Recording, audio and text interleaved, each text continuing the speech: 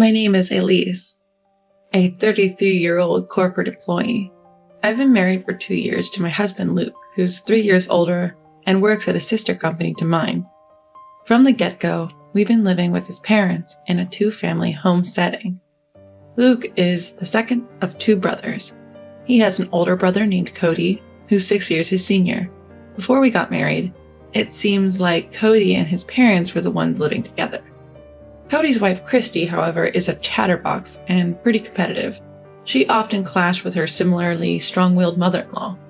Eventually, Cody and his dad got fed up with these family squabbles and decided to move out.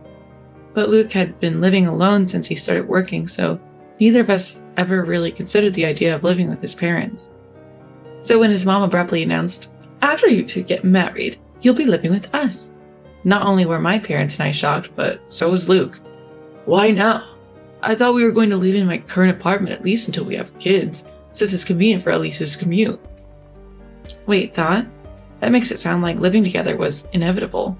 Despite that unsettling feeling, we realized the commutes would be roughly the same whether from Luke's apartment or his parents' house. Plus, their house, built by Luke's grandfather, is pretty old but has a main house and a guest house, so we thought we'd have enough privacy. So we agreed to move in.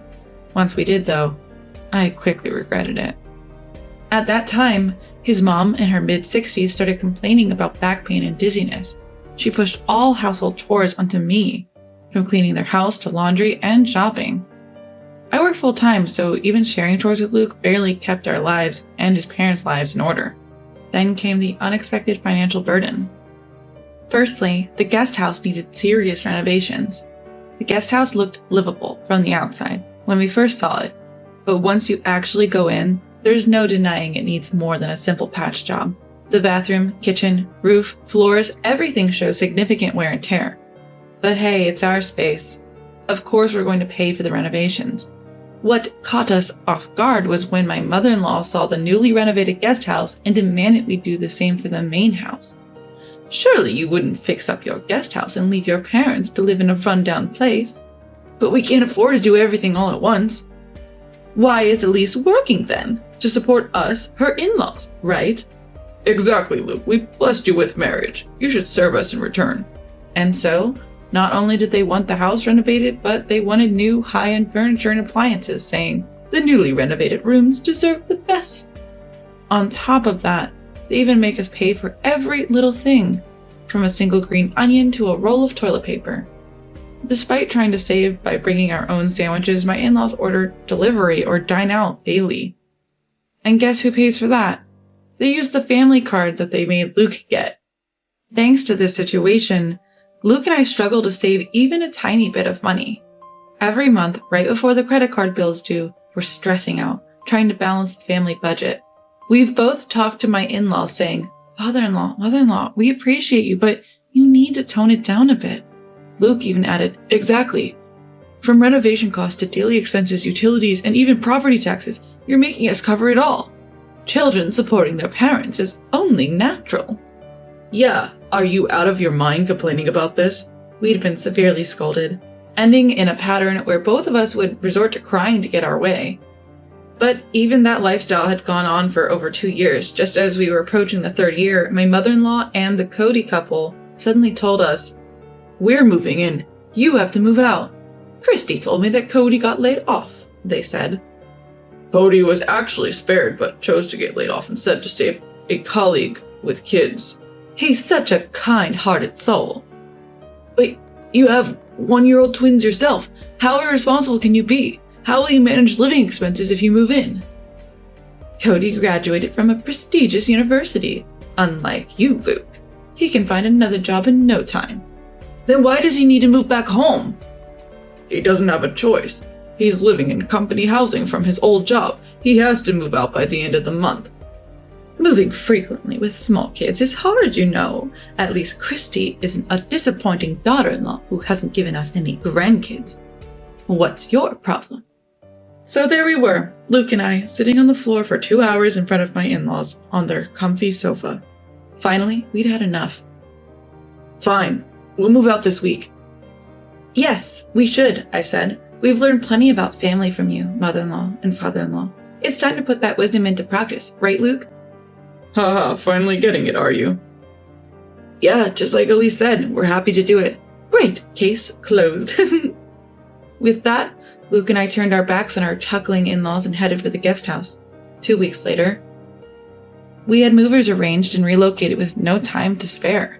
We opted for the full packing service because time was of the essence. We timed our move during my in-laws' regular lunch and karaoke with friends, so there were no complaints about the stuff we were taking.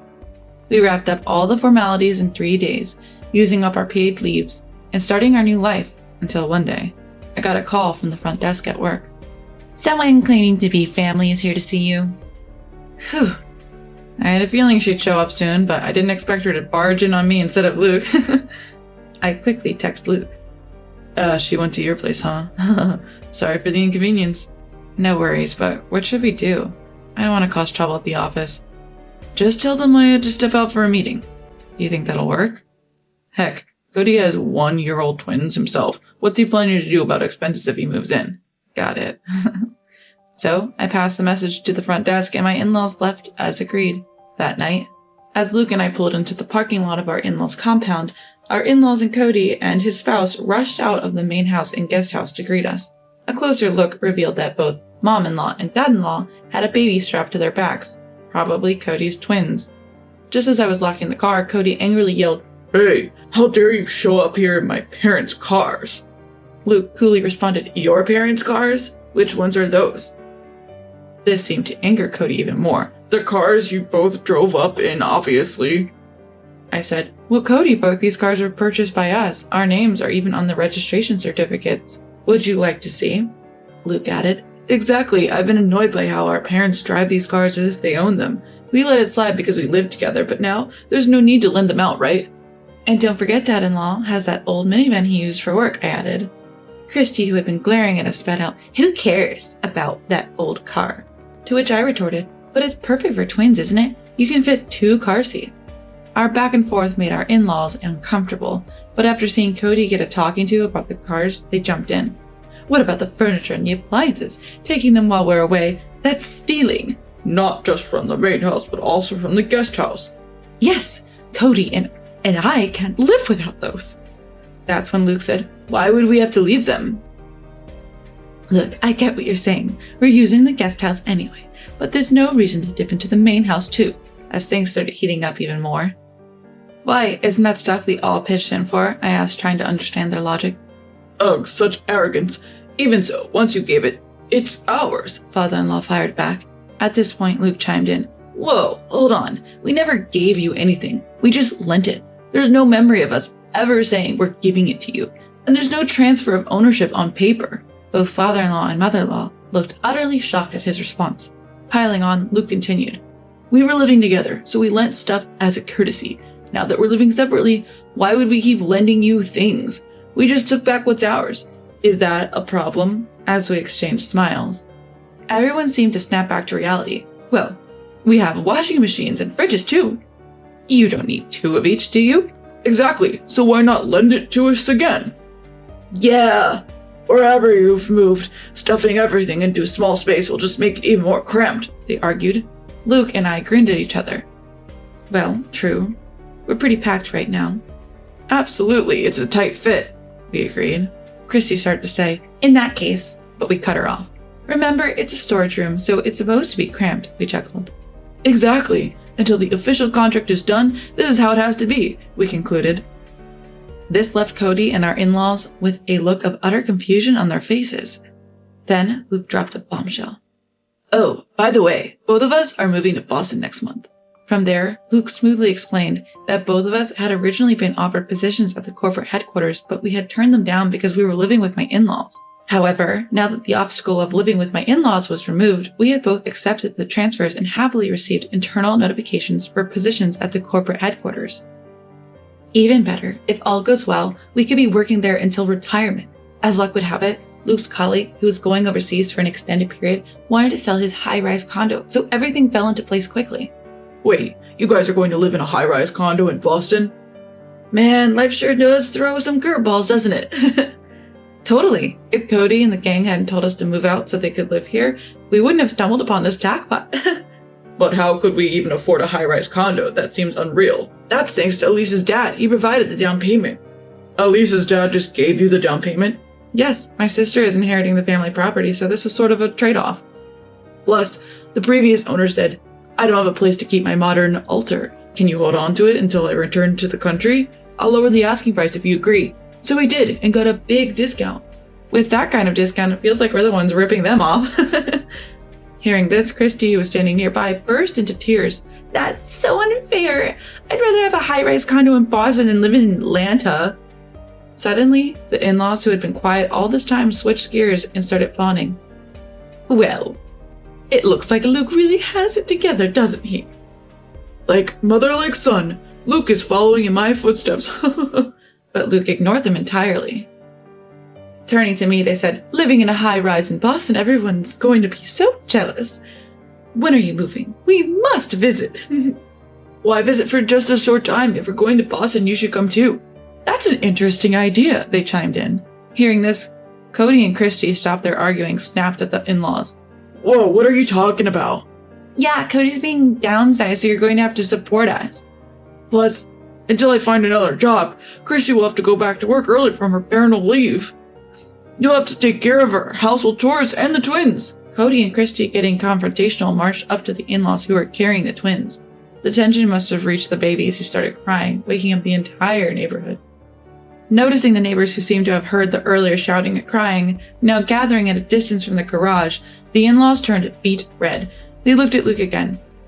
Luke, say something to Cody and the others. Stop just standing there. Exactly. These guys are trying to take advantage of us, your parents. Luke laughed out loud. So this is like a battle of wits between a raccoon and a fox, huh? Turning to the bewildered faces around him, he grinned and explained, if both couples, you and us, don't work, our family finances will collapse next month.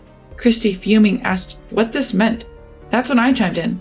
Christy, you thought if Cody lost his job and you moved into the in-laws' rent-free home, you could just push the utility bills and groceries onto them, right? Well, our income was running this house, and you can't count on it anymore. I've never heard about this. Exactly why we're telling you now. Oh, and you'll also need to help with the mortgage payments for the house renovation. It's in father-in-law's name. What? Why is it in his name? At this, the in-laws started avoiding eye contact. Luke took over. I wanted the loan in my name, since I was paying for it, but Dad insisted it would be shameful, so we used this property as collateral. Until now, we've been transferring money into Dad's account to cover the loan. Cody, you'll need to chip in starting next month. Of course, the in-laws and Cody were against it, but Luke firmly declined to continue payments. We're going to give up the inheritance, so Cody, as the one who will inherit, you better take good care of your parents and the family home, I firmly told him.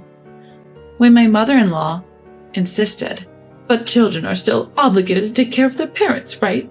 Luke brushed it off, saying, well, considering we've been covering your living expenses and loan payments for the past 2 years, I'd say that pretty much balances out any future caregiving costs I'd have as a son, don't you think? Finally looking at me, he said, let's go home, love.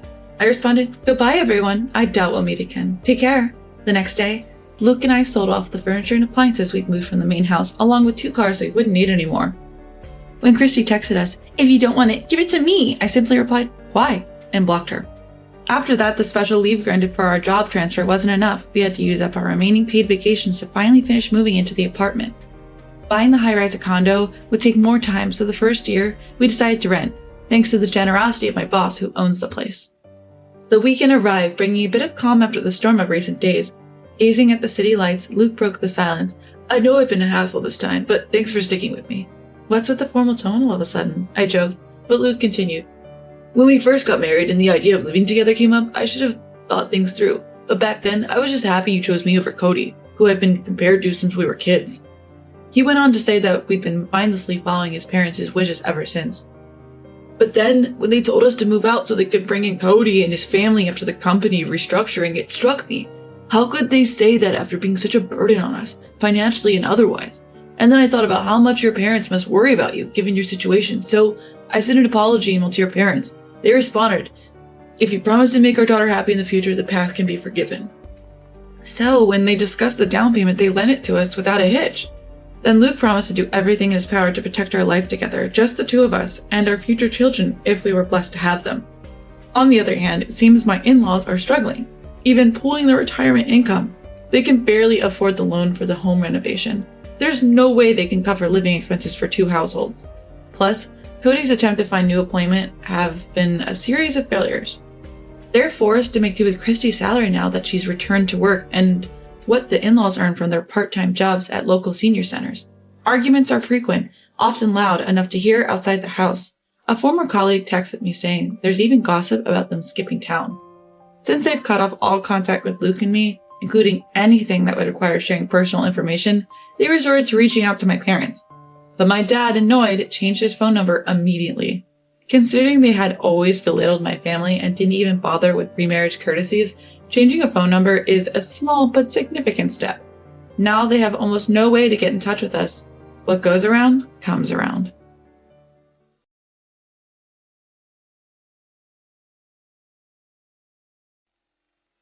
Several years ago, I married my husband, and a new family member, my sister-in-law, Sophia, joined my life. At first, deep down, I hoped that the two of us could get along well together. However, it seemed that I was the only one who felt that way. I couldn't sense any intention from Sophia to deepen our relationship.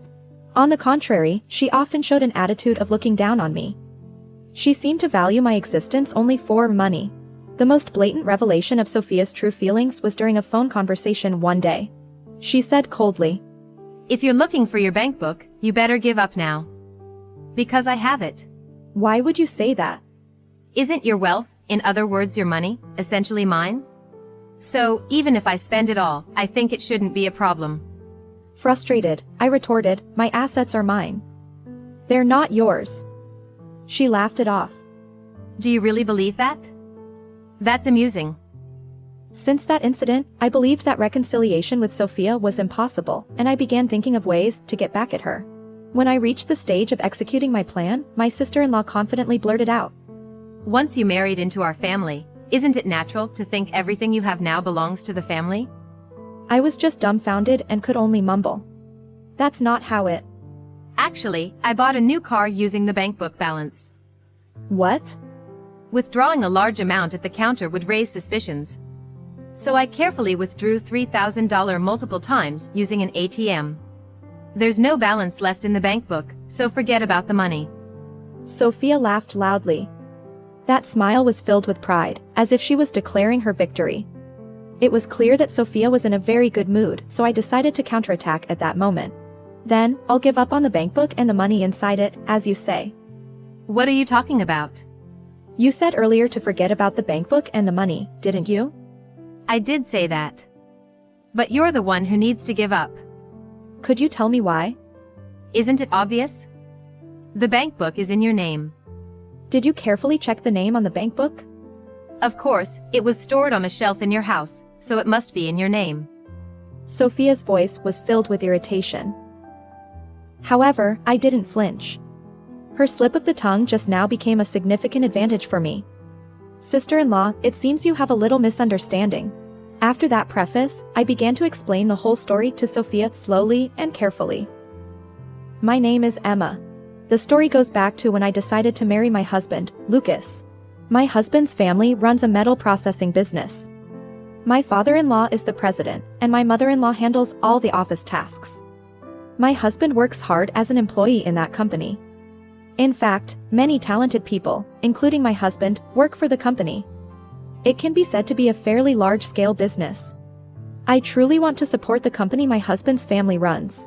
But amidst all this, I noticed my mother-in-law looking exhausted. I began to wonder if administrative work usually involves such a burden. So, I decided to ask my mother-in-law directly about her health and the situation at work. Mother, is something bothering you?" Thank you for your concern.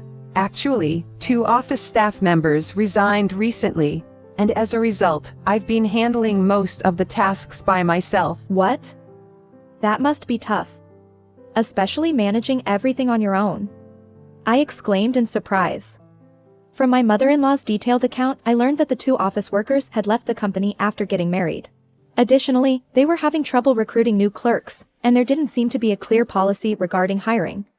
So, I decided to make a suggestion. I have experience in administrative work from before. If there's any way I can help, even a little, I'd be more than happy to support. Then my mother-in-law's expression brightened. That would be very helpful. Of course, we intend to compensate you appropriately, so thank you in advance. Triggered by this conversation, I became actively involved as a support role in my father-in-law's company. My administrative experience was quickly put to use, and my father-in-law greatly appreciated my support. My husband always looked out for me. He seemed concerned if I felt stressed balancing household chores with work. You only need to help until a new clerk is hired. I don't want you to overwork yourself. Thank you, Lucas. But I communicate well with your mother, and compared to my previous workplace, the environment and atmosphere here are much better. So I don't intend to quit anytime soon. My husband respected my decision. One day, out of the blue, my mother-in-law exclaimed, Oh, I completely forgot to go to the post office. "That's concerning. Would you like me to go for you?" With my kind offer, a smile spread across her face. No need, Emma. I was planning to do some shopping too, so I'll go. Leaving those words behind, she hurriedly left. During the short time she was out, it seemed almost planned when my sister-in-law appeared in the office. Long time no see, Emma. Sophie's voice was warm. Sophia, did you have something to discuss? Actually, I was just passing by and thought I'd drop in. Sophia smiled sweetly. I've heard rumors that she's currently working in a restaurant since she doesn't have a full-time job. But I didn't know the details about her current job situation or how her life has been. As I was contemplating whether to ask Sophia about her situation, she suddenly turned to me. Emma, I'm curious. Are you getting paid for working here? Yes, the pay isn't much for the administrative work I do, but I am compensated. I intended to help without any payment, considering the nature of the work and my role in the family. However, my father-in-law suggested that hiring me officially and paying a salary would be smoother for tax and internal management reasons. So, I chose that route. The salary I receive is just the minimum for a newbie in admin roles, so it's not much. I wasn't sure how much Sophia knew about my salary situation, but from her attitude, it seemed she was expecting something. In that case, could you share a bit with me? Taken aback, I reflexively asked. What do you mean by a share? Are you asking to borrow money? Trying to understand her intention. That's not what I meant. I want you to give me part of that salary. Part of the salary. Don't make me repeat myself. Just give it to me now. Sophia's expression suddenly changed, and she approached me. She then noticed a small safe on the table. It's in there, isn't it? Saying that, she reached out for the safe. In a panic, I blurted out. Wait. That contains important funds for the company. Company funds?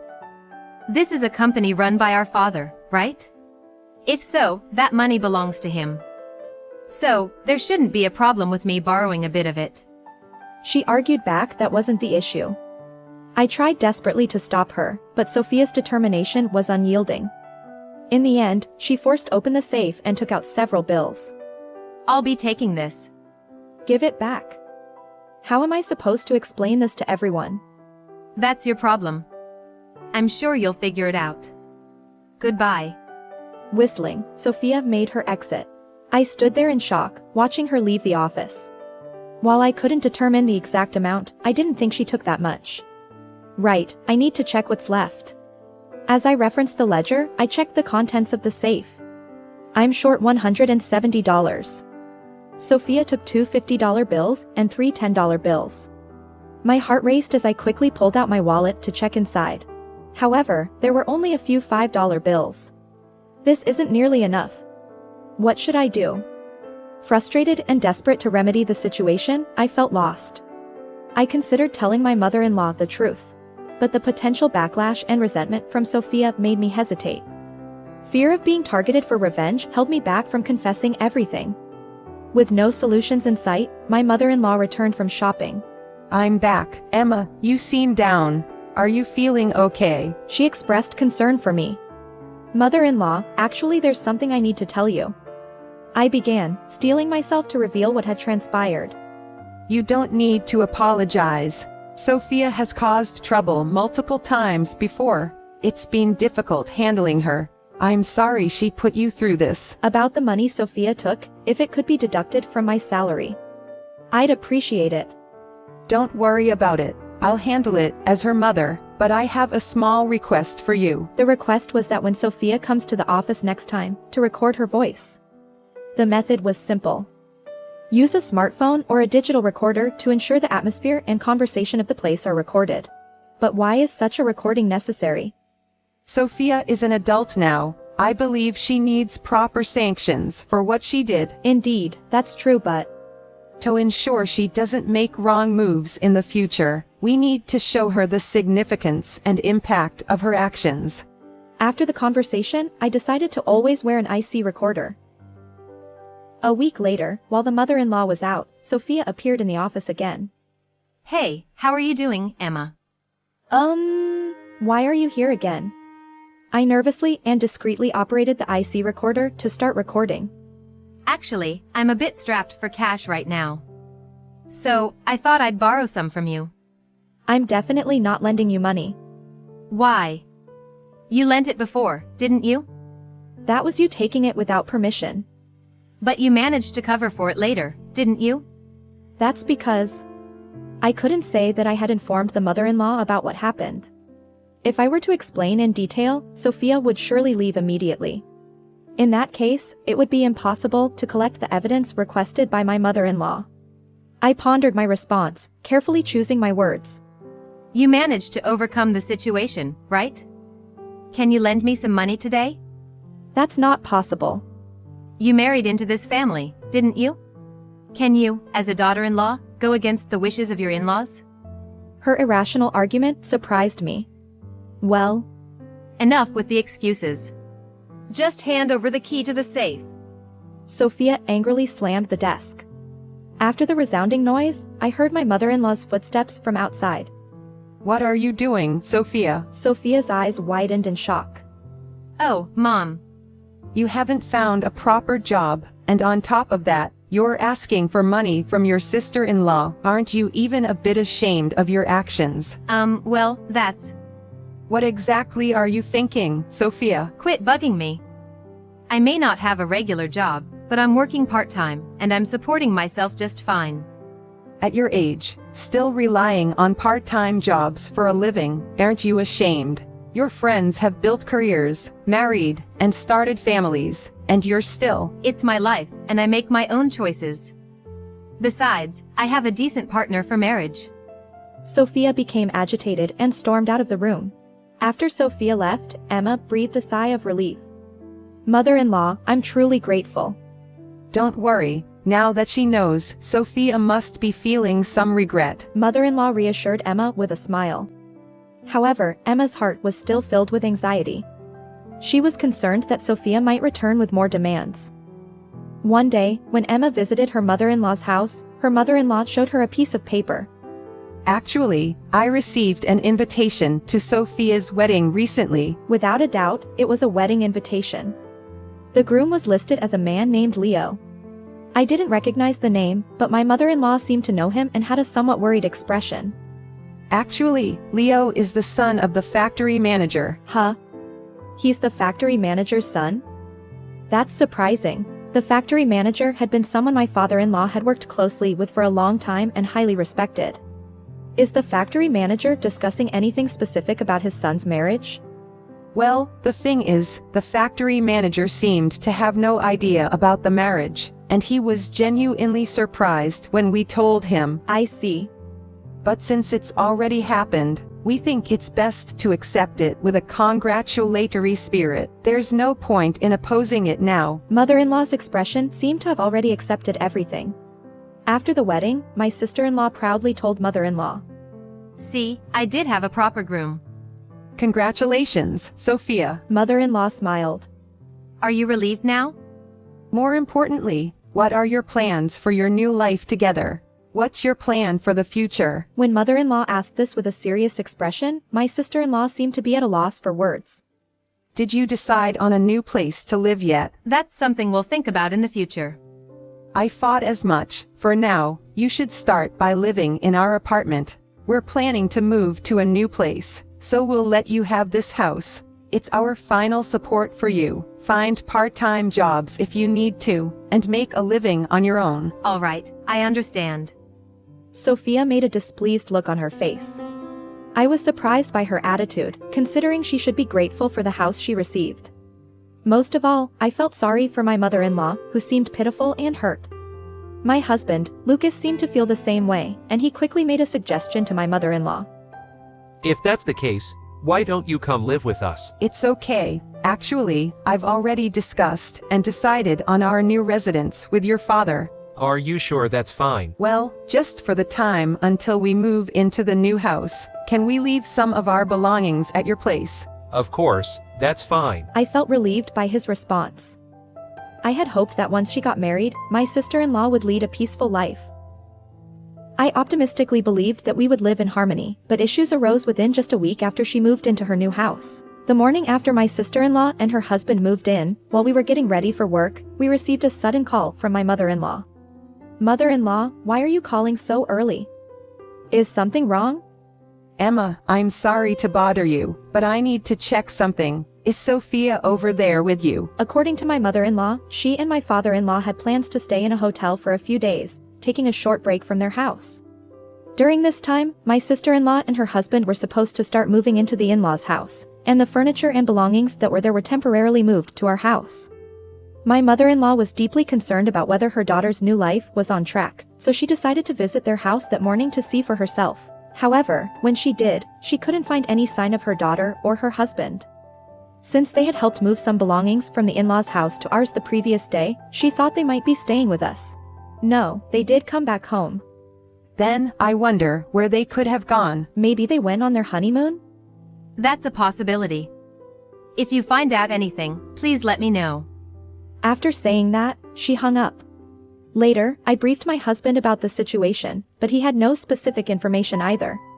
I felt it wasn't necessary for me to be involved any further, so I decided to just wait quietly for my sister-in-law to get in touch. However, as the days went by, the lack of contact started to become concerning. My mother-in-law seriously began to consider filing a missing person report with the police.